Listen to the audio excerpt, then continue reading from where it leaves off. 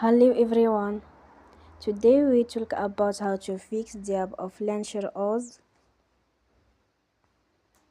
We will go to settings, then we click on apps. After that we will search the app Launcher OS and we click. Then we will on for stop. After that we will go to storage. Then we click on clear cache.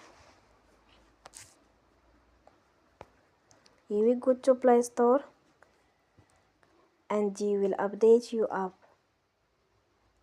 Don't forget to support us. Bye, like and subscribe.